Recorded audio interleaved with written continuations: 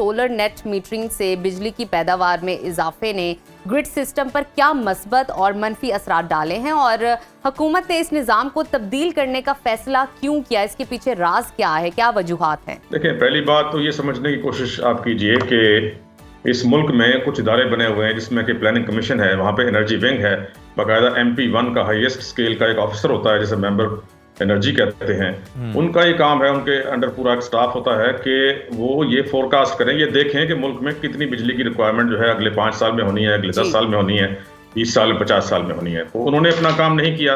उसके बाद जो है इदारे आते हैं जैसे कि मिनिस्ट्री ऑफ पावर है, उसके अलावा जो है PPIB है, फिर NTDC है, CPPAG है। उसके बाद सबसे इंपॉर्टेंट इदारा है नेपरा का ये काम होता है। नेपरा का काम होता है जनरेशन लाइसेंस इशू करना और टैरिफ देना जी। तो जनरेशन लाइसेंस इशू करने से पहले नेपरा की ये जिम्मेदारी है कि वो बाकायदा ये स्टडी करे कि इस जो बिजली के पावर प्लांट जिनको वो देने जा रहा है जनरेशन लाइसेंस, क्या उस बिजली की जरूरत भी है मुल्क में। अब मुल्क में आपको बहुत इंपॉर्टेंट फिगर्स दे रहा हूँ, कोई आपको और नहीं बताएगा।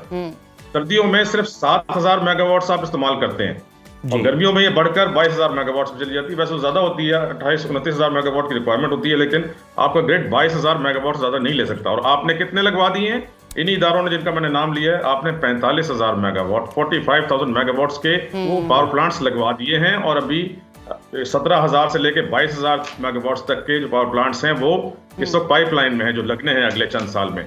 अवैस लगारी साहब जो मिनिस्टर हैं पावर के, उन्होंने बड़ी ही एक अच्छी बात ये की है कि वो कहते हैं कि मैं क्यों नए जो है वो LOI इशू करवाऊं, मैं क्यों जो है नए पावर प्लांट्स लगवाऊं, जबकि हमारे पास इतनी एक्सेस बिजली मौजूद है, बिजली सलाहियत है पैदा करने की।